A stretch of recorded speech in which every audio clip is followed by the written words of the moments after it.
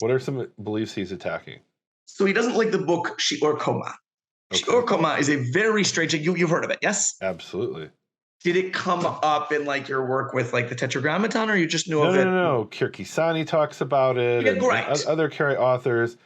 So look, this was. You know who else hated Shior Koma and thought that the book was that? absolutely terrible, should be burned? Maimonides.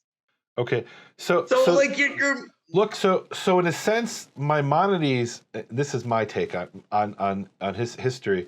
I think Maimonides and Saadia Gaon and folks like that were a way of rabbinites saying, you know what, those Karaites are right. If we want to shore up our defenses, we have to speak out, rather than defending what they're right about. If you can't beat them, join them, and that will take the wind out of the sails of the Karaite argument, because we'll agree with them because they're right anyway. I think that maybe, but you'd have to see who first critiques Shior Koma. You'd have to see who. It's not really a rabbinite work any more than it's a Karaite work. It doesn't. Really? What? Shior Koma is not a rabbinite work? I wouldn't say so. It's a Jewish work. All right, so tell everybody what Shior Koma is. No, and I do want to say what it does do. I believe, but I'm not even sure if it makes use of names of rabbinite rabbis.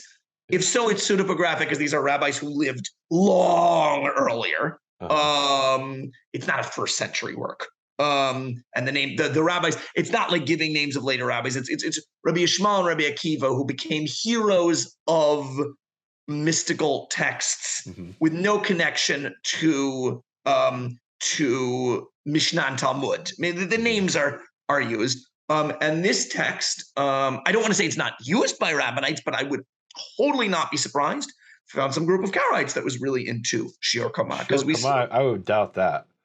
I wouldn't be surprised. Yes, there were definitely Karaites who got involved in Kabbalah, especially in later periods. So I would not be surprised. So tell us what Shior Koma is. Shior Koma is a text that gives dimensions of the various parts of the Godhead.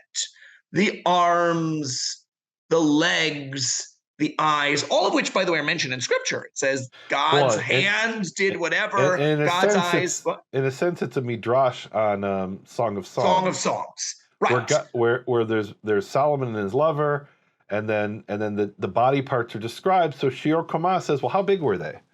Well, right. In reference to God. Okay. So, and this was really low-hanging fruit for a Karaite to criticize the rabbinites on, because the idea to a rationalist is abominable, that God not only has a body, but we can talk about the size of his arm and the size of his leg. Correct. But do you have to be a rationalist to be a Karaite? Certainly not later. No, I think there were rabbinites who, like I said, jumped on the bandwagon because they're like, these guys got a point. Yes, but I'm saying the opposite. I said, do you have to be a rationalist to be a Karaite? No. Not in all periods. No, but we're talking about in the 8th century and the 9th century, when definitely the Karaites were rationalists. Maybe not all of them, but... Maybe not all of them. Yeah. Again, I think this is more a rationalist, non-rationalist, rationalist, mystic... and I think Rambam or Maimonides at one place talks about that fool who says God has a body, and I once heard he's talking about Rashi. Well, no, he almost certainly hadn't heard of Rashi, so definitely not. All right. And so Maimonides in his youth, I believe it's about Shior Koma, that Maimonides in his youth says, it's a really weird text, and it must be metaphorical. And then later in his life, he said, this is just garbage. Okay. Interesting. All right. So you're saying that the Karaites are criticizing rabbinites for things that the rabbinites themselves criticize other rabbinites for. Yes. Okay. That's really interesting.